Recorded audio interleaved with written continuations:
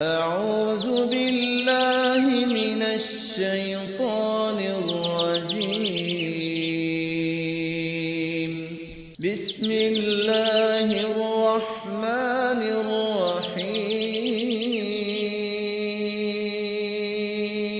الرحمن علم القرآن خلق الإنسان علمه البيان الحمد للہ وکفا وسلام علی عبادہ الذین اصطفیٰ اشہد ان لا الہ الا اللہ وحدہ لا شریک لہ واشہد ان محمدا عبدہ ورسولہ صلی اللہ علیہ وآلہ وسلم اما بعد۔ ناظرین کرام، خلاصہ مضامین قرآن کے سلسلے میں آج ہمارا نواں پروگرام ہے اور اسی مناسبت سے نویں سپارے کے مضامین کا جائزہ انشاءاللہ ہم لیں گے۔ ناظرین کرام، جب 8ویں پارے کا اختتام ہو رہا تھا اس میں حضرت شعیب علیہ السلام کا جو خطاب تھا اپنی قوم سے، اس کا تذکرہ ہو رہا تھا کہ آپ نے مختلف ہدایات اپنی قوم کو دیں کہ وہ اللہ کے ساتھ کسی کو شریک نہ ٹھہرائیں، اور یہ کہ ناپ تول پورا کریں، اور یہ کہ لوگوں کے معاملات میں کسی قسم کی کمی نہ کریں، اور ڈاکہ زنی اور راہ زنی سے آپ نے منع فرمایا، اور اس طرح کی حرکتوں سے بھی منع فرمایا کہ وہ لوگوں کو اللہ کے راستے سے نہ روکیں۔ ناظرین کرام، حضرت شعیب علیہ السلام کی اس دعوت کے جواب میں آپ کی قوم کے جو بڑے بڑے لوگ تھے، با اختیار لوگ اور حکمران قسم کے یا سردار قسم کے لوگ، انہوں نے حضرت شعیب علیہ السلام کو اور آپ کے ساتھ جتنے لوگ مومنین تھے ان کو بستی سے نکل جانے کی دھمکی دی۔ نواں پارہ جہاں سے شروع ہو رہا ہے یہاں اسی دھمکی کا تذکرہ ہے۔ اور ناظرین کرام، سورۃ الاعراف میں اس سے قبل حضرت شعیب علیہ السلام کے قصے سے قبل حضرت آدم علیہ السلام کا ذکر ہوا ہے، اور اس کے علاوہ حضرت نوح علیہ السلام اور قوم نوح کا تذکرہ، حضرت ہود علیہ السلام اور ان کی قوم کا تذکرہ، حضرت صالح علیہ السلام اور ان کی قوم کا تذکرہ ہوا۔ تو اب حضرت شعیب علیہ السلام کی قوم کا ذکر ہو رہا ہے کہ انہوں نے حضرت شعیب علیہ السلام کی دعوت کے جواب میں کیا کہا۔ تو قرآن کہتا ہے قال الملأ الذین استکبروا من قومہ لنخرجنک یا شعیب والذین آمنوا معک من قریتنا او لتعودن فی ملتنا۔ جو با اختیار لوگ تھے، جو سردار قسم کے لوگ تھے، انہوں نے یہ کہا کہ ہم حضرت شعیب علیہ السلام سے کہا کہ آپ کو اور آپ کے ساتھ جتنے لوگ مومنین ہیں یا تو ہم ان کو نکال دیں گے، اور یا پھر وہ لوگ واپس جو ہیں وہ ہماری ملت یعنی ہمارے دین پر آ جائیں۔ ناظرین کرام، یہاں پہ ایک بات، بڑا اہم نقطہ گویا قرآن کریم نے بیان فرمایا ہے کہ کسی بھی قوم کے جو با اختیار لوگ ہیں وہ جب کسی چیز کی مخالفت کرتے ہیں تو عوام بھی اس کی مخالفت کرتے ہیں، اور جس چیز پر با اختیار لوگ بادشاہ قسم کے اور حکمران جو ہیں اس پر چل پڑیں، جیسے عربی کا مقولہ ہے الناس علی دین ملوکہم، کہ لوگ جو ہیں بادشاہوں کے دین پر ہوتے ہیں، جس طرح کی روایت حکمران طبقہ ڈالتا ہے محکوم طبقہ بالعموم اسی طرح کی روش اختیار کرتا ہے۔ تو حضرت شعیب علیہ السلام کے ساتھ بھی سرداروں نے اچھا سلوک نہیں کیا۔ جتنے انبیاء آئے بالعموم انبیاء کی مخالفت کرنے والا با اختیار حکمران اور سرداروں کا طبقہ ہوتا ہے۔ حضرت شعیب علیہ السلام کی دعوت کی مخالفت بھی سب سے زیادہ اور سب سے پہلے جو ہے وہ اس قوم کے با اختیار لوگوں نے کی، لیکن اللہ کریم نے یہاں پہ ایک اصول بیان فرمایا کہ با اختیار لوگ ہوں، صاحب وسیلہ لوگ ہوں، اور اپنے معاشرے کے سب سے زیادہ کرتا دھرتا اور سرغنہ قسم کے لوگ ہوں، جس قسم کے لوگ بھی ہوں، ان سے حق کے معاملے میں، دین کے معاملے میں کسی طرح کی کوئی مصالحت ممکن نہیں۔ حضرت شعیب علیہ السلام نے یہی دعا فرمائی تھی ربنا افتح بیننا وبین قومنا بالحق وانت خیر الفاتحین، کہ اے اللہ تو ہمارا فیصلہ فرما دے، یعنی وہ لوگ کسی صورت اگر آنے کے لیے تیار نہیں ہیں تو ہم بھی اپنا دین چھوڑنے کے لیے کسی صورت بھی تیار نہیں ہیں۔ تو پھر اللہ تعالیٰ نے وہ فیصلہ فرما دیا فَأَخَذَتْهُمُ الرَّجْفَةُ فَأَصْبَحُوا فِي دَارِهِمْ جَاثِمِينَ، کہ اللہ تعالیٰ نے پھر ان کے اوپر وہ زلزلہ بھیجا جس کے تحت وہ اپنے گھروں میں ہی مردہ پائے گئے اور گھٹنوں کے بل گری ہوئی قوم بن گئی۔ یہ وہ لوگ تھے جنہوں نے حضرت شعیب علیہ السلام کو جھٹلایا، آپ کی دعوت کو جھٹلایا، اور اللہ تعالیٰ فرماتے ہیں الذین کذبوا شعیبا کأن لم یغنوا فیہا، جن لوگوں نے حضرت شعیب علیہ السلام کی تکذیب کی، آپ کی دعوت کو جھٹلایا، وہ تو ایسے تھا جیسے وہ لوگ کبھی تھے ہی نہیں، یعنی اس بستی میں بسے ہی نہیں تھے، اللہ تعالیٰ نے ان کو ملیا میٹ فرما دیا۔ اس کے بعد ناظرین کرام، اللہ تعالیٰ بستیوں کے لوگوں کو اپنی زندگی، اپنی حیات، اپنی کامیابی اور کامرانی کے لیے ایک اصول بیان فرما رہا ہے کہ اگر تکبر کی بجائے لوگ تقوی اور ایمان کی روش اختیار کریں تو لوگ تباہی و بربادی سے، اقوام تباہی و بربادی سے بچ سکتے۔ فرمایا وَلَوْ أَنَّ أَهْلَ الْقُرَىٰ آمَنُوا وَاتَّقَوْا لَفَتَحْنَا عَلَيْهِمْ بَرَكَاتٍ مِّنَ السَّمَاءِ وَالْأَرْضِ وَلَٰكِنْ كَذَّبُوا، کہ جو بستیوں کے لوگ ہیں وہ تو تکبر کرتے رہے، یعنی جتنے انبیاء کا اور ان کی امتوں کا قصہ بیان ہوا سورۃ الاعراف میں اب تک، ان سب میں گویا ہر قوم کے لوگوں نے تکبر کیا، بڑے بڑے لوگوں نے خاص طور پر حق کی دعوت کو جھٹلایا، اور اس تکبر کی بنیاد پر وہ خود تباہ و برباد ہو گئے۔ اور اللہ تعالیٰ فرما رہے ہیں وَلَوْ أَنَّ أَهْلَ الْقُرَىٰ آمَنُوا وَاتَّقَوْا، اس تکبر کی بجائے اگر وہ واقعتاً ایماندار بنتے، واتقوا، اور تقوی کی روش اختیار کرتے، لَفَتَحْنَا عَلَيْهِمْ بَرَكَاتٍ مِّنَ السَّمَاءِ وَالْأَرْضِ، تو ہم زمین و آسمان سے رزق کے دروازے ان کے لیے کھول دیتے۔ لَفَتَحْنَا عَلَيْهِمْ بَرَكَاتٍ مِّنَ السَّمَاءِ، آسمانوں سے بھی ان کے لیے برکتیں نازل ہوتی اور زمین بھی ان کے لیے سونا اگلتی۔ وَلَٰكِنْ كَذَّبُوا، اللہ تعالیٰ فرماتے ہیں وَلَٰكِنْ كَذَّبُوا، لوگ جھوٹے نکلے، اپنے دعوے میں جھوٹے نکلے۔ ناظرین کرام، یہ جو اللہ کریم نے اصول بیان فرمایا ہے، یہ صرف اور صرف ماضی کی اقوام کے لیے نہیں ہے، یہ امت مسلمہ یعنی امت محمدیہ کے لیے بھی ہے صلی اللہ علیہ وآلہ وسلم، کہ جب بھی کسی بستی کے لوگ واقعتاً ایماندار ہوں گے اور تقوی کی روش اختیار کریں گے تو اللہ تعالیٰ ان پر زمین و آسمان سے اپنی رحمت و برکت کے دروازے کھول دے گا۔ لیکن اگر لوگ باوجود ایماندار ہونے کا دعویٰ کرنے کے وہ ایمان اور تقوی کی روش سے دور ہٹ جائیں اور تکبر کی راہ اختیار کر لیں، تو اللہ تعالیٰ فرماتا ہے وَلَٰكِنْ كَذَّبُوا، لوگ اگر جھوٹے نکلیں تو پھر اللہ تعالیٰ تو ان کے کرتوتوں کے سبب ان کو پکڑ لیتا ہے۔ فَأَخَذْنَاهُمْ بِمَا كَانُوا يَكْسِبُونَ، تو جتنی امتوں کو بھی پکڑا ان کے کرتوتوں کے سبب پکڑا ہے۔ اور اب اللہ تعالیٰ فرماتے ہیں کہ جو لوگ اس طرح کی روش اختیار کرتے ہیں، اگلی دو آیات میں یہ فرمایا کہ کس بنیاد پر، کس دلیل کی بنیاد پر یا کس سہارے پر یہ کرتے ہیں۔ أَفَأَمِنَ أَهْلُ الْقُرَىٰ أَن يَأْتِيَهُمْ بَأْسُنَا بَيَاتًا وَهُمْ نَائِمُونَ، کیا وہ اس بات سے بے خوف ہو گئے ہیں کہ رات کو سوئے ہوئے ہوں اور ہمارا عذاب ان کے اوپر آ جائے، یا پھر وہ اس بات سے بے خوف ہو گئے ہیں کہ وہ دن کو اپنے اپنے معاملات میں مشغول ہوں اور ان کے اوپر اللہ کا عذاب آ جائے، یا پھر وہ اللہ کی منصوبہ بندی سے بے خوف ہو گئے ہیں۔ اور فرمایا اللہ کی منصوبہ بندی سے صرف وہ بے خوف ہوتا ہے جو گھاٹا پانے والے لوگ ہوتے ہیں۔ اللہ تعالیٰ ہمیں محفوظ فرمائے اس طرح کے رویے سے۔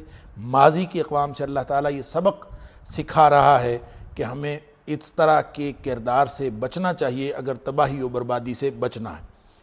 ناظرین کرام، آیت نمبر 103 سے حضرت موسیٰ علیہ السلام کا قصہ شروع ہو رہا ہے۔ حضرت موسیٰ علیہ السلام کا قصہ اس صورت میں بیان ہونے والے قصوں میں چھٹا قصہ، لیکن یہ اتنا طویل ہے کہ اس صورت کے اندر بھی بہت شرح و بسط سے اس قصے کو بیان فرمایا گیا ہے۔ علاوہ ازیں قرآن پاک میں سب سے زیادہ بیان ہونے والا قصہ حضرت موسیٰ علیہ السلام اور ان کی قوم کا قصہ ہے، یعنی بنی اسرائیل کا قصہ۔ یہ کیوں اتنا زیادہ بیان ہوا ہے، اس کے مختلف پہلو کس وجہ سے اللہ تعالیٰ نے مختلف مقامات پر بیان فرمائے ہیں۔ ناظرین کرام، حضرت موسیٰ علیہ السلام، اس کی ایک تو وجہ یہ ہے کہ حضرت موسیٰ علیہ السلام کے اور نبی اکرم صلی اللہ علیہ وآلہ وسلم کے حالات کم و بیش ایک جیسے تھے۔ دوسری بات یہ ہے کہ یہ قصہ بجائے خود ایک قصہ نہیں، بلکہ اس قصے کے اندر، اس قصے کا ہر پہلو وہ اپنے مقام پر ایک الگ قصہ ہے، اور اس کے اندر بے شمار اسباق ہیں، بے شمار نصیحتیں ہیں، اور پھر یہ ایک ایسی جنگ ہے جو معجزے اور جادو کا فرق واضح کرتی ہے۔ یوں سمجھ لیجئے کہ جن لوگوں کو معجزہ کی حقیقت سمجھ میں نہیں آتی، وہ لوگ اس کو جادو سمجھ بیٹھتے ہیں، جادو کی وہ حقیقت کو معجزے کی حقیقت سے زیادہ سمجھتے ہیں۔ ان کے درمیان یہ ایک فیصلہ کن جنگ ہوئی ہے جس کا قصہ اللہ کریم نے بیان فرمایا ہے۔ اس کے علاوہ ناظرین کرام، یہ وسائل اور ایمان کی جنگ ہے۔ ایک طرف وسائل ہیں،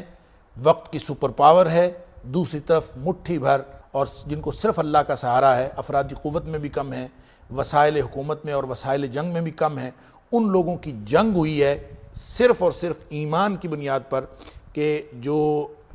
وقت کی سپر پاور تھی اس کے خلاف وہ لڑے ہیں، اور اللہ تعالیٰ نے فتح ایمان کو عطا فرمائی ہے۔ یہ بھی ایک سبب ہے اس قصے کے زیادہ بیان ہونے کا۔ اور ایک اور سبب اس قصے کے قرآن پاک کے اندر زیادہ ذکر ہونے کا یہ ہے کہ فرعون اور اس کی قوم تکبر میں مبتلا تھی، اور اللہ کریم نے اس تکبر کا عبرتناک انجام رہتی دنیا تک قائم رکھنا تھا، اور رہتی دنیا تک بتانا تھا کہ جو قوم بھی تکبر میں مبتلا ہوتی ہے، چاہے اس میں انا ربکم الاعلی کہنے والا فرعون ہی کیوں نہ ہو، جس کے پاس اس وقت کی موجود دنیا کے تمام وسائل تھے، وہ بھی ہو، تو ایمان کے مقابلے میں اور تقوی کے مقابلے میں تکبر کی کوئی حیثیت نہیں ہے۔ اللہ تعالیٰ نے تکبر والوں کا انجام دنیا کو بتایا ہے۔ اس کے علاوہ بنی اسرائیل کی قوم کی بہت ساری جہالتیں ناظرین کرام اللہ کریم نے بیان فرمائی ہیں اس صورت میں بھی، اور قرآن پاک کے مختلف مقامات پر بنی اسرائیل کی قوم، ان کی ہٹ دھرمی اور ان کی جہالتیں جو ہیں وہ واضح کی گئیں۔ بنی اسرائیل اگرچہ تمام تر اپنی جہالتوں کے باوجود اور اپنے جو ہٹ دھرمی کے باوجود، چونکہ وہ حضرت موسیٰ علیہ السلام کی قوم تھے، اس لیے اللہ کریم نے بنی اسرائیل کو حضرت موسیٰ علیہ السلام کے وجود کے سبب عزت عطا فرمائی۔ بعین ہی اہل عرب اگرچہ وہ بھی ہٹ دھرمی کا مظاہرہ کر رہے تھے اور نبی کریم صلی اللہ علیہ وسلم کی مخالفت کر رہے تھے، لیکن اس کے باوجود نبی کریم صلی اللہ علیہ وسلم کے وجود مسعود کے سبب اللہ کریم نے اہل عرب کو عزت عطا فرمائی۔ یہ وہ حالات کی گویا مشابہت ہے نبی کریم صلی اللہ علیہ وسلم کے حالات اور حضرت موسیٰ علیہ السلام کے حالات، جس کی وجہ سے اللہ کریم نے اس قصے کو زیادہ تفصیل کے ساتھ بیان فرمایا۔ گویا یہ ایک ظلم کی اور ظلم کے خلاف ثابت قدمی کی تاریخ ہے۔ فرعون اور اس کے حواری جس طرح سے ظلم کرتے تھے، حضرت موسیٰ علیہ السلام اور آپ کے ساتھی جو ہیں وہ پوری ثابت قدمی کے ساتھ ڈٹے رہے۔ یہ ایک گویا ظلم اور ثابت قدمی کی پوری تاریخ ہے، یہ ایک چھوٹا سا واقعہ نہیں ہے، اس لیے اللہ کریم نے اس کو پوری تفصیل کے ساتھ جو ہے وہ بیان فرمایا۔ ناظرین کرام، اس قصے کے بیان کا آغاز اس دعوت سے ہوتا ہے جو حضرت موسیٰ علیہ السلام نے فرعون کے دربار میں دی۔ اللہ کریم نے حضرت موسیٰ علیہ السلام کو نبوت عطا فرمانے کے ساتھ ساتھ چند معجزات سے نوازا تھا، اور ان معجزات جس کے اندر جو ہے عصا کا سانپ بن جانا بھی شامل تھا، اور جس کے اندر اپنے اللہ کریم نے حضرت موسیٰ علیہ السلام کو فرمایا تھا کہ اپنی بغل میں ہاتھ ڈالو اور باہر نکالا تو وہ چمکتا ہوا ہاتھ ید بیضا، یہ بھی ایک معجزہ دیا تھا۔ تو جب حضرت موسیٰ علیہ السلام ان معجزات کے ساتھ فرعون کے دربار میں گئے اور اس کو دعوت دی، تو وہ اور اس کے حواری اور درباری حضرت موسیٰ علیہ السلام کے ان معجزات کو جادو کا اثر سمجھے، اور انہوں نے کہہ دیا قال الملأ من قوم فرعون ان هذا لساحر علیم، کہ یہ کوئی بڑا ہی صاحب علم جادوگر ہے، لساحر علیم، اس کے پاس علم بھی بڑا ہے، جادو کا علم ہے، لہٰذا ان کا خیال یہ تھا کہ یہ جادوگر ہے اور ہم جادو سے اس کا مقابلہ کر لیں گے۔ اور انہوں نے پھر سارے جادوگر اکٹھے کر لیے، پوری اپنی جو راج دہانی تھی اس میں جتنے بڑے بڑے جادوگر ہو سکتے تھے موسیٰ علیہ السلام کا مقابلہ کرنے کے لیے وہ اکٹھے کر لیے۔ اللہ تعالیٰ نے معجزے کو اور حقیقت کو واضح کرنا تھا، فواقع الحق وباطل ما كانوا يعملون، حق واضح ہو گیا اور جو ان کا سارا جادو تھا اور ان کے سارے جو کرتوت تھے وہ باطل قرار پائے، اور فغلبوا هنالك وانقلبوا صاغرین، رسوا بھی ہوئے اور مغلوب بھی ہوئے۔ اللہ تعالیٰ نے حضرت موسیٰ علیہ السلام کو ان سارے جادوگروں کے اوپر فتح عطا فرما دی، جبکہ معجزے اور جادو کا مقابلہ تھا۔ جادو کے ذریعے انہوں نے رسیاں پھینکیں اور لوگوں کی آنکھوں پر جادو کر کے وہ اس طرح سے محسوس کرانے میں کامیاب ہو گئے کہ جیسے وہ رسیاں سانپ ہوں۔ حضرت موسیٰ علیہ السلام کے دل میں بھی خیال تو آیا تقاضۂ بشری کے تحت کہ ہو سکتا ہے یہ سارے سانپ ہوں، لیکن اللہ کریم نے حضرت موسیٰ علیہ السلام کی ڈھارس بندھائی اور فرمایا کہ تو اپنا عصا پھینک، یہ ابھی دیکھیں یہ کیا کام ہوتا ہے۔ تو حضرت موسیٰ علیہ السلام نے جب عصا پھینکا تو وہ ساری ان کی رسیوں کو کھا گیا۔ جادوگروں کو ناظرین کرام پتہ چل گیا کہ یہ کوئی جادو نہیں ہو سکتا اور یہ کوئی آسمانی طاقت ہے، یہ کوئی الہی قوت ہے جس کی وجہ سے ہم سب مغلوب ہوئے ہیں۔ وَأُلْقِيَ السَّحَرَةُ ساجدین، وہ سب کے سب سجدے میں گر گئے۔ قالوا آمنا برب العالمین، ہم تمام جہانوں کے رب پر ایمان لاتے ہیں، رب موسیٰ و ہارون، جو موسیٰ اور ہارون علیہ السلام کا رب ہے۔ گویا اب ان کے اندر ایمانی قوت آ گئی۔ جب ان کے پاس جادوئی قوت تھی وہ مغلوب ہو گئے، اب ان کے پاس ایمان کی قوت آ گئی، مقابلے میں وقت کی سپر پاور تھی۔ اس نے بہت ڈرایا، لَأُقَطِّعَنَّ أَيْدِيَكُمْ وَأَرْجُلَكُمْ مِنْ خِلَافٍ ثُمَّ لَأُصَلِّبَنَّكُمْ أَجْمَعِينَ، میں تمہیں صلیب یعنی سولی پہ چڑھا دوں گا، تمہارے ہاتھ پاؤں کٹوا دوں گا۔ بہت ڈرایا، لیکن انہوں نے کہہ دیا قَالُوا إِنَّا إِلَىٰ رَبِّنَا مُنْقَلِبُونَ، کوئی بات نہیں، اگر تو ہمیں کٹوا دے گا، مروا دے گا تو ہم اپنے رب کی طرف واپس چلے جائیں گے، اس میں کون سی بات ہے۔ اور دعائیں کرنے لگے، ربنا افرغ علینا صبرا وتوفنا مسلمین، اللہ ہمیں صبر اور ڈٹے رہنے کی توفیق عطا فرما اور ہمیں مطیع اور فرما بردار ہونے کی صورت میں اس دنیا سے لے جانا۔ گویا جب جادو کی قوت تھی تو وہ معجزے کی قوت کے سامنے نہ ٹھہر سکی، اور جب ایمان کی قوت آ گئی تو دنیا کے تمام وسائل اس کے سامنے منہ کھولے کھڑے تھے، اور وقت کا جو سپر پاور اپنے آپ کو انا ربکم الاعلی کہنے والا، وہ پوری دھمکیوں کے ساتھ اور پوری شدت کے ساتھ ان کے سامنے موجود تھا، اور ایمان کے اوپر قطعاً کوئی فرق نہ پڑا۔ یہ ناظرین کرام فرق ہے ایمان کا اور جادو کا، یعنی چند لمحے پہلے وہ جادوگر جب بے ایمان تھے تو اسی شخص سے، اسی فرعون سے بارگیننگ کر رہے تھے کہ تو ہمیں دے گا کیا، ہمیں انعام کیا ملے گا، اور اب اللہ تعالیٰ نے ایمان عطا فرما دیا تو ساری دنیا کی ساری چیزیں جو ہیں وہ اس کے سامنے ہیچ ہو گئیں۔ جب حضرت موسیٰ علیہ السلام اس جادو اور معجزے کے مقابلے میں کامیاب قرار پائے تو اب اس کے بعد دوبارہ آزمائش شروع ہو گئی۔ وقال الملأ من قوم فرعون أتذر موسى وقومه ليفسدوا في الأرض ويذرك وآلهتك قال سنقتل أبناءهم ونستحيي نساءهم وإنا فوقهم قاهرون۔ ایک تو ناظرین کرام حضرت موسیٰ علیہ السلام کی قوم کے بیٹوں کا قتل عام اس وقت کیا گیا جب فرعون کو کسی نے بتایا تھا کہ بنی اسرائیل کے اندر ایک لڑکا پیدا ہوگا جو تیری سلطنت کے زوال کا باعث بنے گا۔ اس وقت بھی فرعون بنی اسرائیل کے لڑکوں کو قتل کرواتا رہا، لڑکیوں کو زندہ چھوڑتا رہا، لیکن اللہ تعالیٰ نے حضرت موسیٰ علیہ السلام کو معجزانہ طور پر اس کے اس فعل کے باوجود حضرت موسیٰ علیہ السلام کو معجزانہ طور پر نہ صرف زندگی بخشی بلکہ ساتھ نبوت بھی عطا فرمائی، اور سارے واقعات کے اندر سے حضرت موسیٰ علیہ السلام اللہ تعالیٰ سے پوری طاقت لے کر اور پوری الہی رہنمائی کے ساتھ وہ فرعون کے مقابلے میں آ گئے۔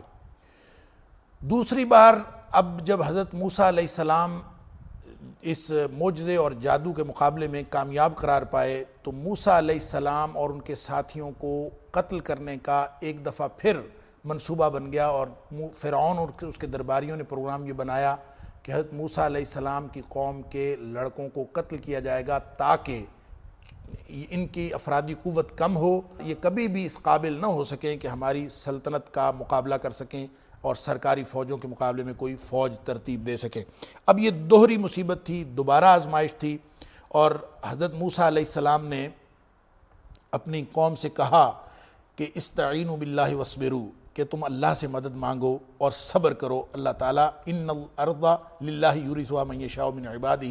والعاقبۃ للمتقین، حکومت کا وعدہ دیا اللہ تعالیٰ نے۔ حضرت موسیٰ علیہ السلام فرماتے ہیں یہ زمین اللہ کی ہے، اللہ جس کو چاہتا ہے عطا فرماتا ہے۔ گویا اس مصیبت کے بدلے میں اللہ تعالیٰ نے حکومت کا وعدہ فرمایا، اور وہ لیکن بنی اسرائیل جو ہیں وہ بڑے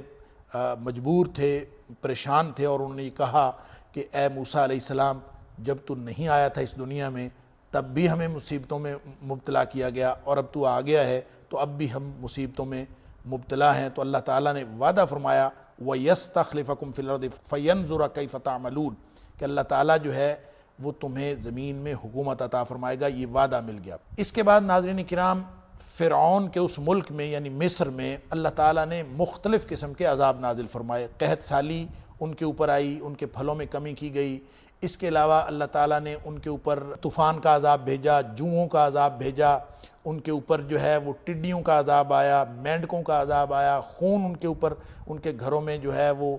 خون آ جاتا تھا، پانی خون بن جاتا تھا، مختلف قسم کے عذاب اللہ تعالیٰ نے نازل فرمائے۔ لیکن وہ اپنے تکبر پر ڈٹے رہے، جب بھی کوئی نشانی اللہ تعالیٰ کی طرف سے آتی ان کا تکبر اور زیادہ ہو جاتا اور وہ اپنے تکبر میں اور زیادہ بڑھ جاتے۔ بعض اوقات ایسا بھی ہوتا کہ جب اللہ کی طرف سے کوئی عذاب ان کے اوپر نازل ہوا ہوتا تو وہ حضرت موسیٰ علیہ السلام سے یہ کہتے کہ اے موسیٰ اپنے رب سے دعا کرو کہ وہ ہمارے اوپر سے یہ عذاب ہٹا دے، اگر یہ ہم سے عذاب ہٹ جائے گا تو ہم ایمان لانے والے بن جائیں گے، ہم مومن بن جائیں گے۔ وَلَمَّا وَقَعَ عَلَيْهِمُ الرِّجْزُ قَالُوا يَا مُوسَى ادْعُ لَنَا رَبَّكَ بِمَا عَهِدَ عِندَكَ، یہ وعدہ کرتے لَإِن كَشَفْتَ عَنَّا الرِّجْزَ لَنُؤْمِنَنَّ لَكَ وَلَنُرْسِلَنَّ مَعَكَ بَنِي اسرائیل، کہ ہم تیرے اوپر ایمان لے آئیں گے اور جیسے تو کہتا ہے ہم بنی اسرائیل کو بھی آزاد کر دیں گے۔ بنی اسرائیل جن کو انہوں نے مقامی آبادی نے فرعون کی مدد سے غلام بنا کے رکھا ہوا تھا، ہم ان کو تیرے ساتھ روانہ کر دیں گے، ایمان بھی لے آئیں گے، سارا کچھ کر لیں گے اگر یہ عذاب نازل ہو گیا۔ لیکن موسیٰ علیہ السلام دعا کر دیتے فلما کشفنا عنہم الرجز الی اجل ہم بالغوہ اذا ہم ینکثون، جب ان کو اس خاص مدت پہ وہ عذاب ختم ہو جاتا تو اس کے بعد وہ پھر اسی طرح جو ہے وہ ڈٹے رہتے اور وہ وعدہ جو معاہدہ کیا ہوتا اس کو توڑ دیتے۔ تو یہ ان کا طریقہ کار رہا۔ تو اللہ تعالیٰ نے یہاں پہ اجمالاً ذکر فرمایا ہے، پورا قصہ تفصیل سے بیان نہیں فرمایا۔ فرمایا بالآخر ان کا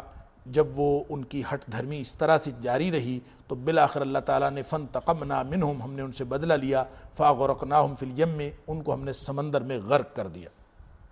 کس لیے؟ بِأَنَّهُمْ كَذَّبُوا بِآيَاتِنَا وَكَانُوا عَنْهَا غَافِلِينَ، کہ وہ ہماری نشانیوں کو جھٹلاتے تھے۔ ناظرین کرام، یہ اجمالاً یہ قصہ بیان ہوا ہے، اس کے درمیان میں بہت لمبی تفصیل ہے کہ حضرت موسیٰ علیہ السلام کس طرح سے وہاں سے نکلے اور کیسے وہ بحیرہ قلزم کے کنارے پہنچے اور پیچھے سے فرعون آیا اور اللہ تعالیٰ نے ان کو نجات بھی عطا فرمائی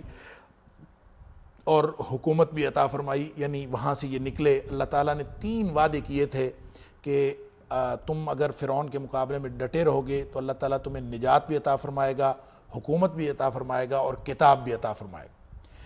ناظرین کرام، جب حضرت موسیٰ علیہ السلام وہاں سے فرعون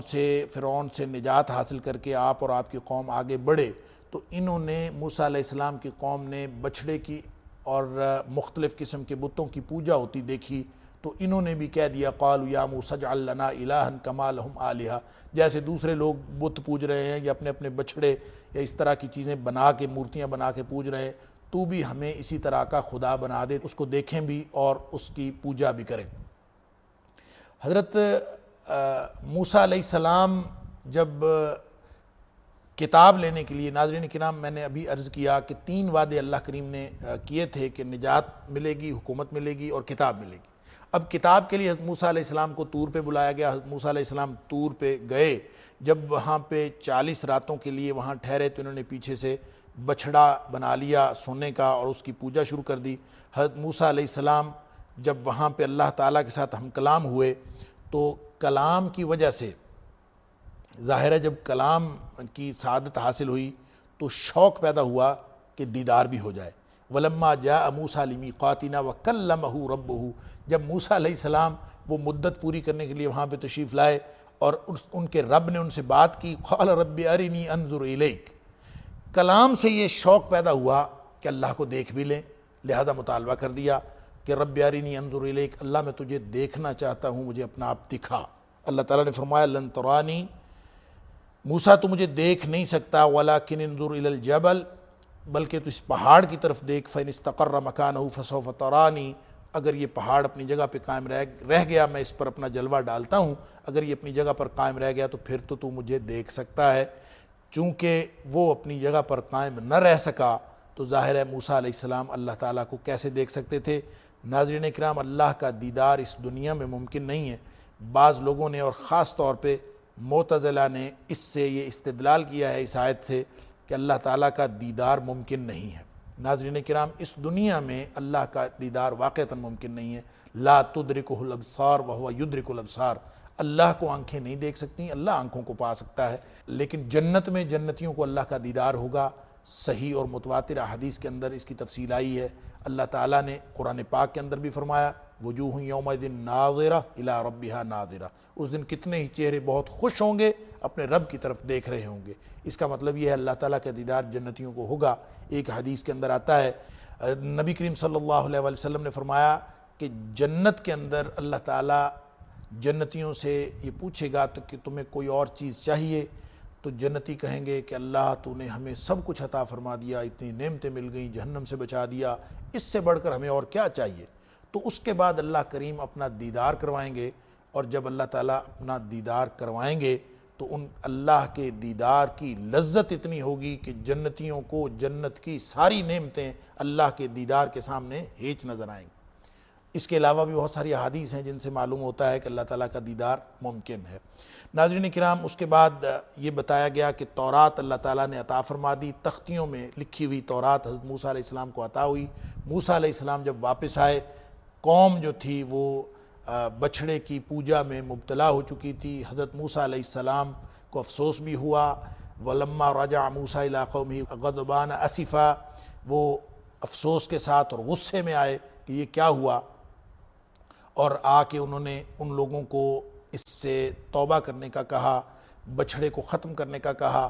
اللہ تعالیٰ نے توبہ کے لیے طریقہ کار یہ بنایا کہ 70 لوگوں کو لے کے وہ واپس وہاں پہ آئیں۔ 70 لوگ جو اس پوری بنی اسرائیل کے قوم کے نمائندہ تھے، ان کو لے کر حضرت موسیٰ علیہ السلام وَاخْتَارَ مُوسَىٰ قَوْمَ 70 رَجُلًا لِمِيقَاتِنَا، ان کو لے کر ایک وقت مقررہ کے لیے وہاں لے کے گئے، لیکن اللہ تعالیٰ نے ان کے اوپر جو ہے ان کے ہٹ دھرمی اور ان کے بار بار کے سوالوں کے باعث ان کے اوپر بھی عذاب نازل کر دیا، اور پھر حضرت موسیٰ علیہ السلام کی دعا سے ان کو دوبارہ زندگی ملی۔ ناظرین کرام، یہ سارے واقعات اللہ تعالیٰ نے یہاں پہ اجمالاً ذکر فرما کے پھر گفتگو کا رخ اور تقریر اور خطاب کا رخ اس طرف موڑ دیا ہے کہ جو نبی امی حضرت محمد مصطفیٰ صلی اللہ علیہ وآلہ وسلم موجود ہیں تو ان کی اتباع کرو، رحمت کے مستحق وہی ہوں گے جو حضرت محمد صلی اللہ علیہ وآلہ وسلم کی اتباع کریں گے۔ الذین یتبعون الرسول النبی الامی الذی یجدونہ مکتوبا عندہم فی التوراۃ والانجیل یأمرہم بالمعروف وینہاہم عن المنکر۔ کیسا اچھا نبی ہے کہ ان کو آزادی کا پیغام ان کے لیے لے کے آیا ہے۔ اسی نبی کا وہ ذکر پاتے ہیں تورات اور انجیل کے اندر لکھا ہوا، اور یہ نبی کیا کرتا ہے؟ وَيُحِلُّ لَهُمُ الطَّيِّبَاتِ وَيُحَرِّمُ عَلَيْهِمُ الْخَبَائِثَ۔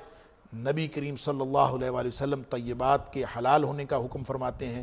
اور جو ناپاک چیزیں ہیں ان کے حرام ہونے کا حکم فرماتے ہیں۔ وَيَضَعُ عَنْهُمْ إِصْرَهُمْ وَالْأَغْلَالَ الَّتِي كَانَتْ عَلَيْهِمْ، ان کے اوپر جو پابندیاں اور جو ان کے اوپر قید کی زنجیریں ساری عمر کی پڑی ہوئی تھیں، ان سے آزاد کروانے کے لیے نبی کریم صلی اللہ علیہ وآلہ وسلم تشریف لائے۔ تو فرمایا ایمان والے وہ ہیں، رحمت کے مستحق وہ ہیں، کامیابی ان کو ملے گی۔ فالذین آمنوا بہ وعزروہ ونصروہ، جو ان کی مدد بھی کریں گے، اس کی اتباع بھی کریں گے، ایمان بھی رکھیں گے۔ واتبعوا النور الذی انزل معہ، اور یہ جو قرآن نازل ہوا ہے اس کے اوپر عمل کریں گے۔ اولئک هم المفلحون، یہی لوگ کامیاب ہوں گے۔ گویا کامیابی کا جو معیار ہے وہ نبی کریم صلی اللہ علیہ وآلہ وسلم کی اتباع ہے۔ اور پھر فرمایا قل یا ایھا الناس انی رسول اللہ الیکم جمیعا، نبی کریم صلی اللہ علیہ وآلہ وسلم سے اللہ کریم کا حکم ہوا کہ اے نبی صلی اللہ علیہ وسلم آپ اعلان فرما دیجئے کہ میری نبوت جو ہے اب عمومی ہوگی۔ اس سے پہلے جتنی نبوتیں ہوتی تھیں ناظرین کرام وہ خصوصی تھیں، کسی خاص علاقے کے لیے، خاص لوگوں کے لیے، خاص قوم کے لیے، یا پھر کسی خاص وقت کے لیے۔ اب فرمایا نبی کریم صلی اللہ علیہ وآلہ وسلم کی نبوت جو ہے وہ عمومی اور آفاقی ہے۔ انی رسول اللہ الیکم جمیعا، تمام انسانیت کے لیے نبی کریم صلی اللہ علیہ وآلہ وسلم کی عمومی نبوت کا اعلان کیا گیا۔ اور فرمایا موسیٰ علیہ السلام کی قوم میں سے کچھ لوگ ایسے ہیں، وَمِن قوم موسیٰ أُمَّةٌ يَهْدُونَ بِالْحَقِّ وَبِهِ يَعْدِلُونَ، کچھ لوگ ایسے ہیں جو انصاف کرتے ہیں اور واقعتاً وہ ہدایت پر آ جاتے ہیں، جیسے عبداللہ بن سلام رضی اللہ تعالیٰ عنہ اور کچھ لوگ بنی اسرائیل میں سے جو ایمان لے آئے تھے۔ ناظرین کرام، اس کے بعد قوم موسیٰ علیہ السلام پر جو انعامات ہوئے ان کا ذکر ہے۔ اللہ تعالیٰ نے ان کو اس وقت پانی عطا فرمایا جب ان کے پاس پانی نہیں تھا، بادل کا سایہ دے دیا جب کوئی سایہ نہیں تھا، کھانے کو کچھ نہیں تھا، اللہ تعالیٰ نے آسمانوں سے من اور سلوہ عطا فرما دیا، اور اس طرح سے مختلف قسم کے انعامات ان کے اوپر ہوئے۔ اس کے بعد اللہ کریم نے اصحاب سبت کا قصہ جو بنی اسرائیل میں سے ہی تھے اور بحیرہ قلزم کے کنارے ایک بستی، فرمایا وَاسْأَلْهُمْ عَنِ الْقَرْيَةِ الَّتِي كَانَتْ حَاضِرَةَ الْبَحْرِ، اس بستی کا ذکر ان کے بارے میں پوچھو کہ وہ کون تھے جو ایک سمندر کے کنارے پر بستی تھی۔ تو فرمایا وہ ایلا نامی یا ایلیا نامی بستی تھی، اور یہ آیت نمبر 163 سے 166 تک ان کا ذکر ہوا کہ انہوں نے سرکشی بھی کی، ہیلہ بازی بھی کی اور ضد پر اڑے رہے، اور اللہ کے حکم کو ماننے کی بجائے اس میں ہیلہ سازی کی کوشش کی۔ حکم یہ تھا کہ جو ہے وہ ہفتے کو مچھلیاں نہیں پکڑنی، اور مچھلیاں ہفتے کو بہت زیادہ آتی تھیں، اور ان لوگوں نے ہیلہ سازی کی کہ وہ ہفتے کو خاص طریقے سے وہ حوض بنا لیتے تھے اور ان حوض میں پانی چھوڑ لیتے تھے، مچھلیاں وہاں پہ آ کے رک جاتی تھیں، اتوار والے دن وہ پکڑ لیتے تھے۔ ان کے اس ہیلے کی وجہ سے، ان کی سرکشی کی وجہ سے اللہ تعالیٰ نے ان کو فلما عتوا عما نہوا عنہ، جب انہوں نے سرکشی کی، جو کچھ منع کیا گیا تھا اس سے وہ نہیں رکے، قلنا لہم کونوا قردۃ خاسئین، اللہ تعالیٰ نے ان کو بندر بنا دیا، وہ سب انسانوں سے بندر بن گئے۔ تو فرمایا یہ اللہ کریم امتوں کے اوپر عذاب نازل کرتا ہے، لیکن حجت تمام کرنے کے بعد اللہ تعالیٰ یہ سزا اور عذاب نازل فرماتا ہے۔ اور آیت نمبر 167 167 سے آن ورڈز یہ بتایا کہ بنی اسرائیل کو عمومی اور دائمی سزا مل گئی ہے۔ فرمایا وَإِذْ تَأَذَّنَ رَبُّكَ لَيَبْعَثَنَّ عَلَيْهِمْ إِلَىٰ يَوْمِ الْقِيَامَةِ مَن يَسُومُهُمْ سُوءَ الْعَذَابِ۔ اب قیامت تک ان کو کوئی نہ کوئی مصیبت پڑی رہے گی اور یہ کہیں نہ کہیں پھنسے رہیں گے۔ ناظرین کرام، تاریخ میں ہم دیکھتے ہیں کہ کبھی یونانی اور کلدانی حکمرانوں کے محکوم رہے، اور کبھی پھر بعد ازاں بخت نصر نے ان کو اپنے مظالم کا نشانہ بنایا، پھر یہی وہ لوگ تھے۔ یہ ان کی ہٹ دھرمی کی سزا اللہ تعالیٰ نے ان کو دی۔ پھر نبی کریم صلی اللہ علیہ وآلہ وسلم کے زمانے میں یہ لوگ مجوسیوں کے زیر نگین تھے۔ اس کے علاوہ خیبر کے قلعوں سے ان کو نکال دیا گیا نبی کریم صلی اللہ علیہ وآلہ وسلم کی موجودگی میں، اور آج کل ناظرین کرام یہ لوگ امریکہ اور برطانیہ وغیرہ کے دست نگر ہیں۔ یہ گویا ساری زندگی ان کی محکومیت کے اندر اور اسی طرح طفیلی بن کے رہنے کی یہ گویا سزا تھی جو اللہ تعالیٰ کی طرف سے ان کو مل گئی۔ بنی اسرائیل کے خصوصی احکامات اور خصوصی عہد کے تذکر کے ساتھ اللہ تعالیٰ نے اس عمومی انسانی عہد کا ذکر فرمایا ہے جو ہر انسان نے عالم ارواح میں اللہ تعالیٰ سے کیا تھا۔ وہ کیا وعدہ تھا؟ الست بربکم، اللہ تعالیٰ نے پوچھا تھا کہ کیا میں تمہارا رب نہیں ہوں؟ قالوا بلا شہدنا، سب نے کہا تھا کیوں نہیں، تو ہمارا رب ہے اور ہم اس پر گواہ بھی ہیں۔ اللہ تعالیٰ یہ وعدہ یاد دلاتے ہیں کہ اللہ تعالیٰ کو اپنا رب ماننا یہ خود ہم نے وعدہ کیا تھا عالم ارواح میں، اور اس وعدے کی پابندی اللہ تعالیٰ ہمیں یاد کراتے ہیں۔ ناظرین اکرام، یہاں ایک سوال پیدا ہوتا ہے کہ یہ وعدہ ہم نے کب کیا تھا؟ ہمیں تو یاد نہیں ہے۔ اگر عالم ارواح میں کبھی کیا بھی تھا تو ہمیں تو یاد نہیں ہے، اور جب یاد نہیں ہے تو اس کا مطلب ہے ہم نے باقاعدگی ہوش و حواس نہیں کیا، اور جو وعدہ باقاعدگی ہوش و حواس نہ کیا جائے اس کے پورا کرنے کی یاد دہانی کا کیا مطلب؟ حقیقت بات یہ ہے کہ یہ وعدہ اللہ تعالیٰ نے عالم ارواح میں لیا تھا، اور یوں اللہ نے ہماری فطرت میں، ہر انسان کی فطرت میں رب کی غلامی رکھ دی ہے، رب کی عبودیت اللہ تعالیٰ نے ہر انسان کی فطرت میں رکھ دی ہے۔ اس لیے اس کو وعدے کو ذہنی طور پر اور دماغی طور پر یاد رکھنے اور یاد کرنے کی نہ ضرورت تھی، اور نہ ہی ہماری یادداشت کے اندر اس کو محفوظ رکھا گیا، چونکہ وہ فطرت کے اندر شامل تھا، اور ہر انسان کی فطرت کے اندر شامل ہے کہ وہ جس کو رب سمجھتا ہے اس کو پوجتا ہے، اس کی بندگی کرتا ہے۔ فرق صرف یہ پڑا کہ کچھ لوگوں نے اپنے رب بدل لیے۔ جو رب بدل لیتا ہے اس کی پوجا کا انداز بھی بدل جاتا ہے، اس کی پرستش بھی غیر اللہ کی اور معبودان باطل کی شروع ہو جاتی ہے، وگرنہ ہر شخص کی فطرت میں یہ بات شامل ہے کہ وہ اپنے رب کی بندگی کرے۔ جب آدمی ساری دنیا کے خداؤں سے، انسان جب ساری دنیا کے خداؤں اور معبودان باطل سے منہ موڑ کر ایک اللہ کی بندگی کی طرف آتا ہے، تو پھر حقیقت میں اس وعدے کی پاسداری ہوتی ہے جو انسان نے عالم ارواح میں کیا تھا۔ ناظرین اکرام، جو شخص اللہ کی توحید کو نہیں مانتا اور اپنی خواہش اور دنیا داری کی طرف مائل ہوتا ہے، اللہ کریم نے اس کی مثال ایک کتے سے دی ہے، اور اس میں آیت نمبر 175 اور 176 جو سورۃ الاعراف کی ہے، اس میں وہ مثال دی گئی ہے، اور پہلے یہ فرمایا ہے کہ وَاتْلُ عَلَيْهِمْ نَبَأَ الَّذِي آتَيْنَاهُ آیَاتِنَا، جس کو اللہ تعالیٰ نے اپنی آیات عطا فرمائی ہوں، اللہ کے دین کا علم عطا فرمایا ہو، اور وہ توحید کو چھوڑ کر، اللہ کے دین کو چھوڑ کر دنیا داری کی طرف مائل ہو جائے، تو فرمایا اس کی مثال کمثل الکلب، اس کی مثال تو کتے کی طرح ہے۔ کیا کہ اگر اس کو تم کچھ کہو، اس کو ڈانٹو تو بھی وہ ہانپتا ہے، اگر اس کو نہ ڈانٹو تو بھی وہ ہانپتا ہے، اس کو کچھ بھی کرو، کتے نے ہر صورت میں ہانپنا ہوتا ہے۔ گویا اللہ تعالیٰ نے یہ مثال اس شخص کی دی ہے جو اللہ کی وحدانیت اور اللہ کے دین کو چھوڑ کر دنیا داری کی طرف آ جاتا ہے اور اللہ کے دین کی پاسداری نہیں کرتا۔ بعض مفسرین نے کہا ہے کہ یہ کسی متعین شخص کی مثال ہے، لیکن یہ ناظرین کرام کسی صحیح سند سے یہ بات مروی نہیں ہے، اس لیے اس تکلف میں پڑھنے کی ضرورت نہیں۔ ہر وہ شخص اس سے مراد ہے جو اس طرح کا کردار اپنائے۔ پھر کتے کی مثال کے بعد اللہ کریم نے انسانوں کو اور وظیفہ انسانیت یاد دلایا ہے کہ انسان تو حقیقت میں وہ ہوتا ہے جو اللہ نے انسان کو دوسرے جانوروں پر اور دیگر مخلوقات پر امتیازات عطا فرمائے ہیں، ان امتیازات کو کما حقہ استعمال کرے، اللہ کا شکر بھی ادا کرے، اور انسان ہونے کے ناطے سے جو بصیرت و بصارت اللہ نے عطا فرمائی ہے، جو جتنی صلاحیتیں اللہ نے عطا فرمائی ہیں، ان صلاحیتوں کو اللہ کے حکم کے مطابق استعمال کیا جائے۔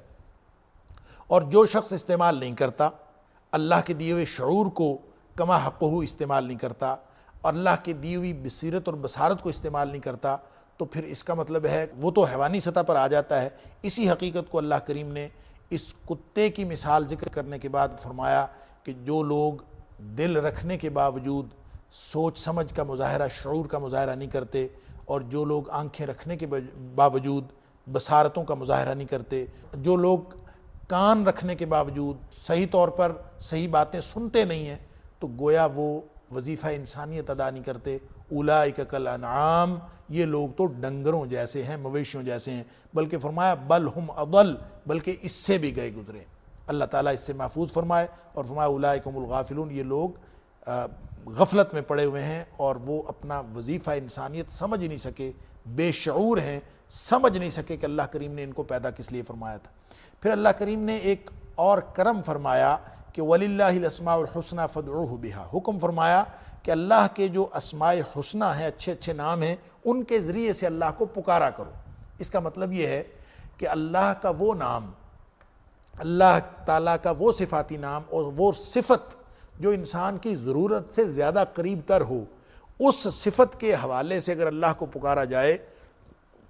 تو اللہ تعالیٰ اس کی دعا زیادہ قبول کرتا ہے۔ یہ فادعوہ بہا کہ اللہ تعالیٰ کے اچھے اچھے نام ہیں، جس کو رحمت لینی ہو رحمان اور رحیم کہہ کے پکارے، جس کو امیر ہونا ہو یا غنی اور یا مغنی کہہ کے پکارے، جس کو عزت لینی ہو یا معز کہہ کے پکارے۔ اللہ حاضل قیاس، اللہ کے سارے نام اچھے اچھے ہیں، ان اچھے ناموں سے پکارے، اللہ تعالیٰ عطا فرماتا ہے۔ یہ بھی اللہ کا انعام ہے تمام انسانیت کے لیے۔ اس کے بعد غور و فکر کی دعوت دی گئی ہے آیت نمبر 185 اور 184 کے اندر، اور یہ رسالت و توحید کے بارے میں غور و فکر ہے۔ اس کے علاوہ مشرکین مکہ اور کفار کا یہ سوال کہ قیامت کب آئے گی، اس کا جواب دیا گیا ہے کہ فرمایا کہ انما علمها عند ربی، اللہ کے پاس اس کا علم ہے، کسی اور کے پاس نہیں ہے، کوئی شخص نہیں جانتا۔ قل انما علمها عند اللہ، آپ فرما دیجئے کہ قیامت کا علم صرف اللہ کے پاس ہے، ولیکن اکثر الناس لا یعلمون، لوگ جانتے نہیں ہیں، لوگ ایسی اٹکل پچو باتیں کرتے رہتے ہیں قیامت کے بارے میں۔ کوئی کہتا ہے 2012 میں آئے گی، کوئی کہتا ہے 2013 میں آئے گی، اپنے طرف سے ابھی اکتوبر 2012 کی تاریخ کچھ لوگوں نے دی ہوئی تھی۔ لوگ خود سے اس طرح کی اٹکل پچو باتیں اپنے اپنے گمان پر کرتے ہیں۔ اللہ تعالیٰ فرماتا ہے قیامت کا علم صرف اللہ کے پاس ہے اور کسی کے پاس نہیں۔ اس کے بعد عقیدہ رسالت اور تصور نبوت کی وضاحت کی گئی ہے۔ نبی کریم صلی اللہ علیہ وسلم کو فرمایا کہ آپ اعلان فرما دیجئے کہ میرے پاس، میں اپنی جان کے لیے بھی نفع و نقصان کا مالک نہیں ہوں، سب کچھ وہ ہوتا ہے جو اللہ چاہتا ہے۔ میں اگر غیب جانتا ہوتا تو پھر میں کبھی کسی مصیبت میں نہ پھنستا، وما مسنی السوء، مجھے کبھی کوئی بری چیز نہ پہنچتی، لستکثرت من الخیر، تو میں پھر ہمیشہ اچھا کام ہی کرتا، ہمیشہ میرے سامنے جو ہے وہ مجھے بھلائی ہی ملتی اگر میں غیب جانتا ہوتا۔ ظاہر ہے اگر نبی کریم صلی اللہ علیہ وسلم غیب جانتے ہوتے تو پھر جتنے واقعات نبی کریم صلی اللہ علیہ وسلم کے ساتھ ایسے رونما ہوئے ہیں جس میں نبی کریم صلی اللہ علیہ وسلم کو یا آپ کے ساتھیوں کو نقصان اٹھانا پڑا، تو ظاہر ہے وہ واقعات کبھی رونما نہ ہوتے۔ غیب تو صرف اللہ جانتا ہے اور کوئی شخص نہیں جانتا۔ اس کے بعد منکرین نبوت سے درگزر اختیار کرنے کی تعلیم دی گئی ہے۔ فرمایا خذ العفو وامر بالعرف واعرض عن الجاہلین، ان جاہلوں سے آپ ہٹ کر رہیں اور ان سے درگزر فرمائیں۔ گویا ہر قسم کی سچویشن میں جب بھی کبھی کوئی سچویشن ایسی ہو کہ آپ سمجھیں کہ آپ کا سابقہ جاہلوں کے ساتھ اور منکرین کے ساتھ پڑ رہا ہے، تو اس کے لیے اللہ کریم کی یہ تعلیم ہے کہ آپ اس سے بچ کر رہیں۔ حضرت عمر فاروق رضی اللہ تعالیٰ عنہ کے حوالے سے ایک واقعہ بخاری شریف کے اندر موجود ہے کہ آپ کو عیینہ نامی ایک شخص نے آ کے کوئی ایسی بات کہی آپ کی پالیسیوں کے اوپر اور آپ کی کسی عمل کے اوپر تنقید کی۔ حضرت عمر فاروق رضی اللہ تعالیٰ عنہ کو ان کے اوپر بہت غصہ آیا، آپ غصے میں تھے کہ آپ کے ایک ساتھی حر بن قیس نے حضرت عمر فاروق رضی اللہ تعالیٰ عنہ کو یہ آیت پڑھ کے سنائی، خذ العفو وامر بالعرف واعرض عن الجاہلین، اور حضرت عمر فاروق رضی اللہ تعالیٰ عنہ کا غصہ جاتا رہا اور آپ نے اس کو معاف کر دیا۔ گویا کبھی کوئی ناگوار بات ہو تو یہ ایک اصول ہے کہ جو منکرین نبوت ہیں ان کے حوالے سے بھی، منکرین توحید ہیں ان کے حوالے سے بھی، اور عمومی روزمرہ کی زندگی میں بھی کوئی چیز اگر ناگوار ہو تو اس کے مقابلے میں اس طرح کا معاملہ کرنا چاہیے۔ اور پھر ساتھ فرمایا وَإِمَّا يَنزَغَنَّكَ مِنَ الشَّيْطَانِ نَزْغٌ، جب کوئی وسوسہ پیدا کرتا ہے نا شیطان کہ یہ کر لو اور وہ کر لو، تو فرمایا اس وقت فَاسْتَعِذْ بِاللَّهِ، پھر اللہ کی پناہ مانگ لیا کرو شیطان سے۔ جب پناہ مانگو گے تو اللہ تعالیٰ تمہیں حفاظت میں لے لے گا اور اپنی پناہ میں لے لے گا۔ پھر اس کے بعد سورۃ الاعراف کی آخر میں قرآن پاک کی عظمت کی تعلیم دی گئی ہے کہ جب بھی قرآن پڑھا جائے اس کو خاموشی سے سنو اور پورے کان لگا کے اور خاموش بھی رہو تاکہ تمہارے اوپر رحم کیا جا سکے۔ اس کا مطلب یہ ہوا کہ قرآن کی تلاوت اور قرآن پڑھنا، اس کو سوچنا سمجھنا، اس کا تو الگ اجر ہے۔ جو شخص صرف قرآن کے ادب میں خاموش رہتا ہے اور کان لگا کے غور سے سنتا ہے، وہ بھی اللہ تعالیٰ کی رحمت کا استحقاق حاصل کر لیتا۔ اس کے بعد ناظرین کرام سورۃ الانفال ہے، اور سورۃ الانفال کی 40 آیات آج کے اس 9ویں پارے کے اندر شامل ہیں۔ انفال نفل کی جمع ہے جس کا مطلب ہوتا ہے زائد چیز، اس سے مراد مال غنیمت ہے۔ اس کو مال غنیمت کو زائد کیوں کہا گیا، اس میں مفسرین کے مختلف اقوال ہیں۔ زیادہ صحیح بات یہ محسوس ہوتی ہے کہ پہلی امتوں کے لیے مال غنیمت جائز نہیں تھا، حلال نہیں تھا، اس امت کے لیے اللہ تعالیٰ نے مال غنیمت جائز کیا، گویا ان کے لیے جو چیزیں حلال کی گئیں اس میں یہ ایک زائد چیز ہے، اس لیے اس کو نفل کہا گیا۔ واللہ عالم، انفال سے مراد مال غنیمت ہے۔ یہ سورۃ الانفال ناظرین کرام مدنی صورت ہے، اور بنیادی طور پر یہ جنگ بدر کے اوپر، غزوہ بدر کے اوپر ایک جامع تبصرہ ہے اللہ کریم کا، کہ اس کے اندر مسلمانوں کی وہ صفات بھی بیان کی گئی ہیں جن کی بنیاد پر اللہ تعالیٰ نے مسلمانوں کو کامیابی اور کامرانی نصیب فرمائی۔ اس میں ان چند خامیوں کا تذکرہ بھی ہے جو مسلمانوں کے اندر ابھی باقی تھیں، اور ایک ذمہ دار امت مسلمہ بننے کے لیے ان خامیوں کا دور ہونا ضروری تھا۔ اور اس کے اندر اللہ تعالیٰ کی مدد اور اللہ کی نصرت کا ذکر بھی ہے کہ وہ کن شرائط میں اور کن حالات میں مسلمانوں کو حاصل ہو سکتی ہے، اور اللہ کی نصرت اور مدد لینے کے لیے مسلمانوں کو کس طرح کا کردار اپنانا چاہیے، اور جنگ بدر کے اندر اللہ تعالیٰ نے کس طرح سے مسلمانوں کو اپنی مدد اور نصرت سے سرفراز فرمایا۔ ناظرین کرام سورت کا آغاز انفال کے ذکر سے ہوتا ہے کہ یسألونک عن الانفال، لوگ انفال کے بارے میں پوچھتے ہیں، مال غنیمتوں کے یعنی مال غنیمت کے بارے میں پوچھتے ہیں۔ قل الانفال للہ والرسول، آپ بتا دیجئے کہ یہ مال غنیمت حقیقت میں اللہ اور اس کے رسول صلی اللہ علیہ وآلہ وسلم کا حق ہے، انہی کے لیے، یعنی اصل مالک اللہ اور اس کا رسول ہے۔ یہ تو الگ بات ہے کہ اللہ کریم نے احسان فرمایا کہ اس کا ایک حصہ جو ہے وہ مسلمان فوجیوں کے اندر تقسیم کرنے کا حکم فرما دیا، اور اس امت کے لیے یعنی امت محمدیہ کے لیے مال غنیمت استعمال کرنا وہ جائز اور حلال قرار پایا۔ اس کے بعد حقیقی مومن کی اللہ کریم نے 4 صفات بیان فرمائی ہیں۔ یہ بتایا ہے کہ حقیقی مومن کون ہوتے ہیں۔ انما المؤمنون الذین اذا ذکر اللہ وجلت قلوبہم، اس سے پہلے فرمایا وَأَطِیعُوا اللَّهَ وَرَسُولَهُ إِن كُنتُم مُؤْمِنِینَ، اللہ اور اس کے رسول صلی اللہ علیہ وسلم کی اطاعت کرو اگر تم واقعتاً مومن ہو۔ یعنی مومن وہ ہوتا ہے جس کے اندر یہ 4 صفات ہوں۔ کون سی؟ پہلی صفت یہ ہے کہ وہ اللہ اور اس کے رسول صلی اللہ علیہ وسلم کی اطاعت کرے۔ دوسری صفت یہ ہے کہ اذا ذکر اللہ وجلت قلوبہم، کہ جب اللہ کا ذکر ہو تو اس کا دل لرز جائے، وہ اللہ کے خوف سے، اللہ کے عذابوں کے خوف سے کانپ کر رہ جائے اور لرز جائے۔ وَإِذَا تُلِيَتْ عَلَيْهِمْ آیَاتُهُ، اور جب اللہ کی آیات اس کے اوپر تلاوت کی جائیں یعنی قرآن پاک سنیں زادتہم ایمانا تو اس کا ایمان زیادہ ہو جائے، اس کے ایمان میں اضافہ ہو جائے۔ اور چوتھی صفت یہ ہے کہ وَعَلَىٰ رَبِّهِمْ يَتَوَكَّلُونَ، مومن وہ ہوتے ہیں جو اپنے رب کے اوپر توکل رکھتے ہیں۔ اس کے علاوہ یہ بھی فرمایا الذین یقیمون الصلاۃ ومما رزقناہم ینفقون، دو صفات اور بیان فرمائیں کہ وہ لوگ نماز قائم کرنے والے ہوتے ہیں اور اپنے رزق میں سے خرچ کرنے والے ہوتے ہیں، اور پھر سرٹیفکیٹ عطا فرما دیا کہ جن کے اندر یہ 6 باتیں ہوں گی اولئک هم المؤمنون حقا، یہ پکے مومن ہیں۔ ناظرین کرام، ان 6 صفات کے اندر جو ایک بات ذکر ہوئی وہ ہے زادتہم ایمانا، کہ ایمان میں اضافہ ہو جاتا ہے۔ اس کا مطلب یہ ہوا کہ جو شخص قرآن سنتا ہے اس کے ایمان میں اضافہ ہو جاتا ہے، ایمان گویا بڑھتا اور کم ہوتا رہتا ہے۔ ایمان میں اضافہ بھی ممکن ہے، ایمان میں کمی بھی ممکن ہے۔ حدیث کے اندر یہ بات واضح ہوتی ہے الایمان یزید و ینقص، ایمان بڑھتا بھی ہے، ایمان کم بھی ہوتا ہے۔ جب آدمی نیک عمل کرتا ہے تو اس نیکی کے عمل کی وجہ سے اس کے ایمان میں اضافہ ہو جاتا ہے، یعنی پورے دین کی جو جد و جہد ہے اور پورے دین پر جو عمل ہے،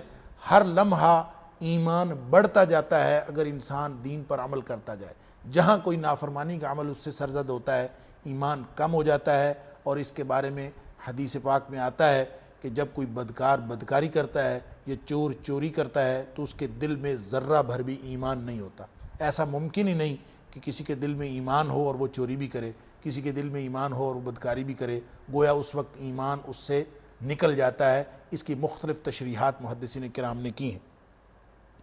اس کے بعد ناظرین کرام، جنگ بدر پہ یعنی غزوہ بدر پہ تبصرہ کا آغاز ہوتا ہے، اور اس سلسلے میں 5 انعامات کا ذکر ہے جو اللہ کریم نے غزوہ بدر کے سلسلے میں امت مسلمہ پر فرمائے۔ اس میں پہلا انعام تو یہ ہے کہ فرمایا کہ کما اخرجک ربک من بیتک بالحق، سب سے پہلا انعام یہ ہے کہ اللہ کریم نے جس مشن کے تحت نبی کریم صلی اللہ علیہ وآلہ وسلم اور آپ کے ساتھیوں کو مدینہ سے روانہ فرمایا وہ حق کا مشن تھا، یہ سب سے بڑا انعام ہے۔ اور اس کے بعد انعام یہ ہے کہ فرمایا کہ اللہ تعالیٰ نے تجارتی قافلے کے بجائے یعنی ابو سفیان کے قافلے کی بجائے جو ابو جہل کے لشکر سے مقابلہ کروا دیا، یہ بھی اللہ کا انعام ہے۔ کیوں؟ اس لیے کہ اگر ابو جہل سے مقابلہ نہ ہوتا تو یہ کس طرح سے حق واضح ہوتا اور باطل ختم ہوتا۔ اللہ تعالیٰ یہ چاہتا تھا لِيُحِقَّ الْحَقَّ وَيُبْطِلَ الْبَاطِلَ وَلَوْ كَرِهَ الْمُجْرِمُونَ، کہ اللہ تعالیٰ باطل کو باطل ثابت فرمانا چاہتا تھا اور حق کو حق ثابت کرنا چاہتا تھا۔ اس لیے اللہ کریم نے یہ انعام فرمایا کہ بجائے اس کے کہ تجارتی قافلہ جو ہے اس کے ساتھ مڈ بھیڑ ہو، بلکہ اللہ تعالیٰ نے ابو جہل کے لشکر کے ساتھ جو ہے مسلمانوں کا آمنا سامنا کروایا۔ تیسرا انعام اللہ کریم نے جنگ بدر کے سلسلے میں یہ فرمایا اذ تستغیثون ربکم فاستجاب لکم، کہ نبی کریم صلی اللہ علیہ وآلہ وسلم نے اللہ سے دعا فرمائی تو اللہ تعالیٰ نے مدد بھی فرمائی، نصرت الہی بھی آئی اور اللہ تعالیٰ نے فتح عطا فرما دی۔ چوتھا جو انعام تھا اس سلسلے کا وہ یہ ہے کہ اللہ تعالیٰ نے اونگھ نازل فرما دی، اذ یغشیکم النعاس امنۃ منہ، ایسی اونگھ طاری ہو گئی مسلمانوں کے اوپر جس سے ساری تکان اور تھکاوٹ دور ہو گئی، یہ بھی اللہ کا انعام تھا۔ اور پانچواں انعام یہ تھا کہ سألقی فی قلوب الذین کفروا الرعب، اللہ کریم نے مسلمانوں کا رعب کافروں کے دلوں کے اندر ڈال دیا، یہ بھی اللہ کریم کا انعام تھا۔ ان 5 انعامات کا ذکر ہے۔ اس سلسلے میں ناظرین کرام جب یہ ذکر آیا آیت نمبر 7 کے اندر کہ تجارتی قافلے کی بجائے وہ قافلہ جو جنگی قافلہ تھا، جنگی لشکر تھا ابو جہل، اس کے ساتھ مسلمانوں کا مقابلہ ہوا اور آمنا سامنا ہوا، یہ بھی اللہ کا انعام تھا۔ تو ناظرین کرام اس سلسلے میں سیرت نگاروں نے اور مورخین نے ایک بات بالعموم لکھی ہے، اور وہ یہ ہے کہ نبی کریم صلی اللہ علیہ وآلہ وسلم جب مدینہ منورہ سے روانہ ہوئے تھے تو آپ حقیقت میں تجارتی قافلہ ابو سفیان کا تجارتی قافلہ پکڑنے کے لیے نکلے تھے جو شام سے بہت سارا مال لے کے مکہ کی طرف جا رہا تھا، اور وہ جو شام کی تجارتی مکہ اور شام کے درمیان تجارتی شاہراہ تھی جو مدینہ کے قریب سے گزرتی تھی، وہاں سے گزرنے والا تھا۔ نبی کریم صلی اللہ علیہ وسلم اس کو پکڑنے کے لیے نکلے تھے، لیکن وہ تجارتی قافلہ نکل گیا، اور اس کے بعد جو ہے جب ابو سفیان نے اس خوف سے کہ مدینہ کے مسلمان اس قافلہ کو روک نہ لیں، پیغام بھیجا مکے میں، تو مکے سے ابو جہل کا لشکر چل پڑا، تو مسلمانوں کا آمنا سامنا تجارتی قافلے کی بجائے اس لشکر کے ساتھ ہو گیا جو مکے سے چلا تھا، یعنی ابو جہل کا لشکر، اور یوں جنگ بدر جو ہے وہ وقوع پذیر ہوئی۔ ناظرین کرام، اس بیان کو، جو واقعات کو ترتیب دینے میں میرا خیال ہے کہ واقعات کی تقدیم و تاخیر کی وجہ سے یہ تھوڑی سی کنفیوژن ہوئی ہے، تھوڑا سا ابہام پیدا ہوا ہے۔ اللہ کریم یہاں فرماتے ہیں کہ اس وقت کو یاد کرو، وَإِذْ يَعِدُكُمُ اللَّهُ إِحْدَى الطَّائِفَتَيْنِ، اس وقت کو یاد کرو جب اللہ نے یہ وعدہ کیا تھا کہ دو گروہوں میں سے ایک گروہ تمہیں ملے گا، اس کے ساتھ تمہارا مقابلہ ہوگا یا آمنا سامنا ہوگا۔ وَتَوَدُّونَ أَنَّ غَيْرَ ذَاتِ الشَّوْكَةِ تَكُونُ لَكُمْ، تمہاری خواہش یہ تھی کہ وہ جو ابو سفیان کا قافلہ ہے وہ اس کے ساتھ تمہارے ملاقات ہو، جس کے پاس کوئی جنگی وسائل موجود نہیں ہے۔ وَيُرِيدُ اللَّهُ أَن يُحِقَّ الْحَقَّ بِكَلِمَاتِهِ وَيَقْطَعَ دَابِرَ الْكَافِرِينَ، اللہ کا ارادہ حق کو واضح کر دینا تھا اور دشمنوں کی جڑوں کو کاٹ دینا تھا، اس لیے اللہ تعالیٰ نے اس کے ساتھ ملایا۔ تو یہ جو قرآن کا بیان ہے احد الطائفتین، اس کا مطلب یہ ہے کہ دو گروہوں میں سے ایک کی بات اس وقت ہو رہی تھی، دو لشکروں میں سے ایک کی بات اس وقت ہو رہی تھی جب مسلمان مدینے سے روانہ ہوئے تھے۔ تو اس کا مطلب ہے دونوں لشکر اس وقت آن دا وے، یعنی راستے پر تھے۔ ابو سفیان مکہ پہ پیغام پہنچا چکا تھا، مکہ سے ابو جہل کا قافلہ چل پڑا تھا۔ اب یہ مسلمان آپس میں یہ سوچ رہے تھے کہ کس گروہ سے ہمارا واسطہ اور آمنا سامنا ہونے والا، واسطہ پڑنے والا ہے اور آمنا سامنا ہونے والا ہے۔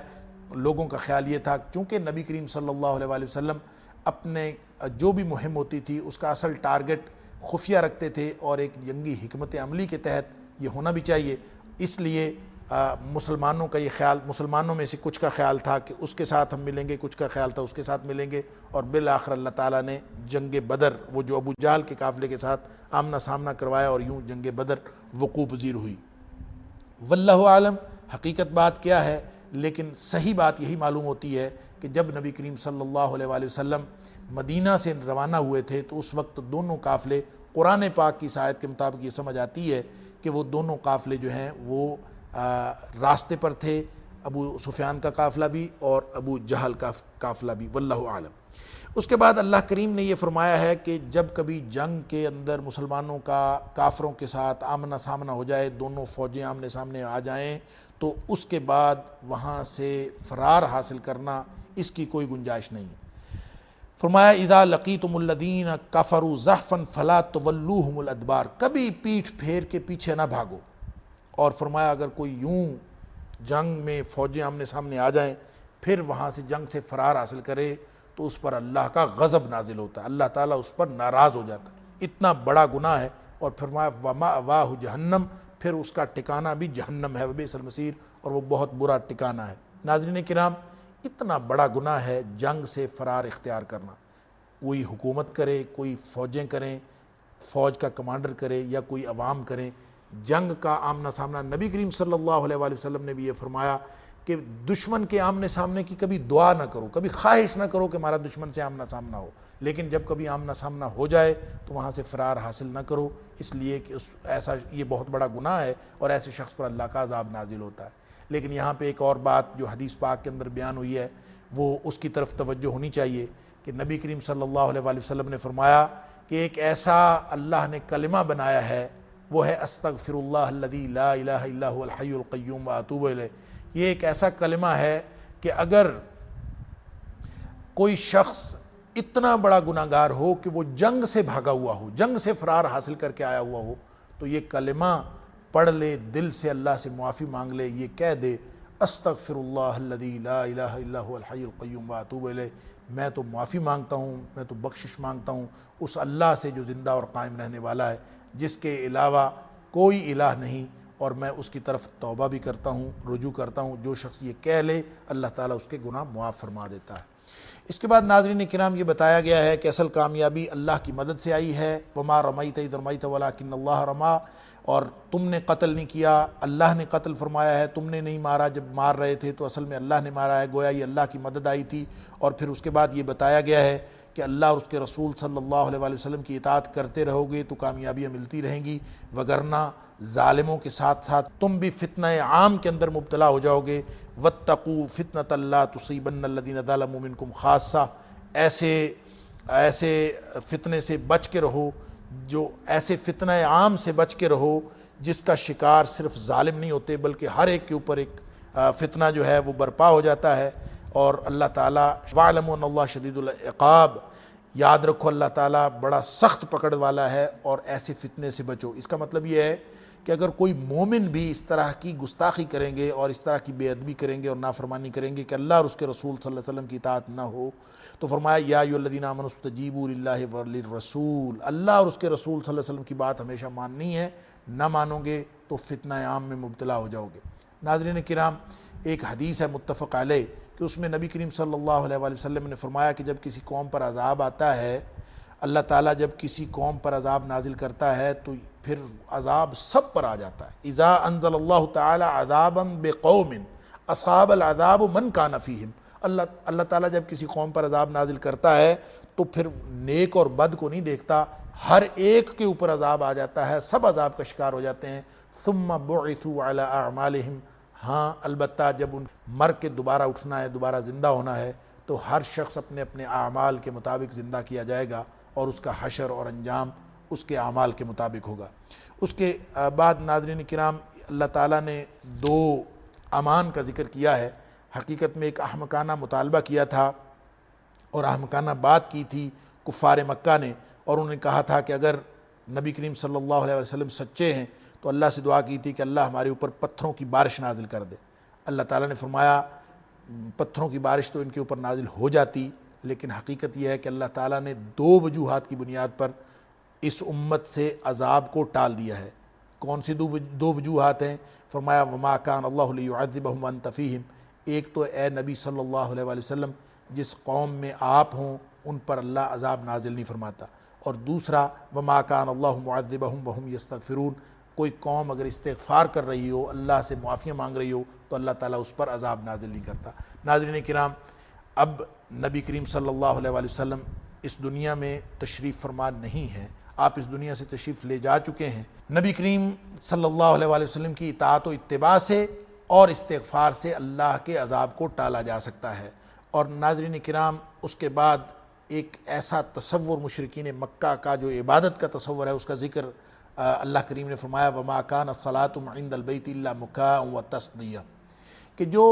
مشرکین مکہ تھے ان کی عبادت کیا تھی کہ وہ بیت اللہ میں آ جاتے تھے اور تالیاں پیٹتے تھے اور سیٹیاں بجاتے تھے، یعنی سیٹیاں بجانا اور تالیاں پیٹنا یہ ان کی عبادت تھی۔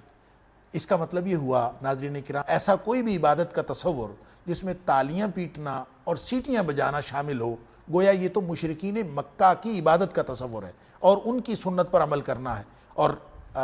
المیہ یہ ہے، افسوس کی بات یہ ہے کہ ہمارے مسلمانوں کے اندر بھی قوالی نام سے ایک عبادت اور ثواب کا کام شروع ہو گیا ہے، اور جس کو ثواب اور عبادت کا کام سمجھا جاتا ہے، جبکہ اس میں تالیاں بھی پیٹی جاتی ہیں، اس میں سیٹیاں بھی بجائی جاتی ہیں۔ گویا آج اگر کوئی شخص قوالی کو ثواب اور عبادت قرار دیتا ہے تو اس کا اسلام کے ساتھ کوئی تعلق نہیں، البتہ مشرکین مکہ کی جو عبادت کا تصور تھا ان کی سنت پر عمل ضرور ہے۔ ناظرین کرام، اس پارے کے اختتام پر اللہ کریم نے جہاد کی طرف، چونکہ جنگ بدر پر تبصرہ ہے، غزوہ بدر پر تبصرہ ہے، تو جہاد کی جو عمومی اہمیت ہے اس کے بارے میں روشنی ڈالی ہے اور فرمایا وَقَاتِلُوهُمْ حَتَّى لَا تَكُونَ فِتْنَةٌ وَيَكُونَ الدِّينُ كُلُّهُ لِلَّهِ، کہ جہاد کس لیے ہے؟ اللہ کے دین کے غلبے تک، اور جب تک اللہ کے دین کا پورا غلبہ نہ ہو جائے جہاد اس وقت تک جاری رہتا ہے۔ یہ الگ بات ہے کہ جہاد شروع کرنے کے لیے جو مقامات فرضیت ہیں قرآن پاک میں وہ صرف 3 ہیں۔ جہاد اس وقت شروع کیا جا سکتا ہے وَقَاتِلُوا فِي سَبِيلِ اللَّهِ الَّذِينَ يُقَاتِلُونَكُمْ، اگر کوئی آ کے انویڈر حملہ کر دے اس کے خلاف لڑنا ہے۔ پھر یہ کہ اگر کوئی ظلم کرے اُذِنَ لِلَّذِينَ يُقَاتَلُونَ بِأَنَّهُمْ ظُلِمُوا، کوئی شخص ظلم کرے اس کے خلاف لڑا جا سکتا ہے۔ یا پھر وَمَا لَكُمْ لَا تُقَاتِلُونَ فِي سَبِيلِ اللَّهِ والمستضعفین من الرجال والنساء، کہ قریبی بستی کے لوگ جو ہیں وہ مظلومیت کا شکار ہوں اور تم جہاد نہ کرو۔ تین مقامات ہیں جب جہاد فرض ہو جاتا ہے اور جب جہاد کی صورتحال پیدا ہو جائے تو اللہ کے دین کے غلبے تک یعنی امن کے قائم ہونے تک یہ جہاد جاری رہنا چاہیے۔ ناظرین کرام، اللہ سے دعا ہے کہ اللہ تعالی ہمیں صحیح معنوں میں سمجھ اور صحیح معنوں میں قرآن پاک کی سمجھ اور اس پر عمل کرنے کی توفیق عطا فرمائے۔ وآخر دعوانا ان الحمد للہ رب العالمین۔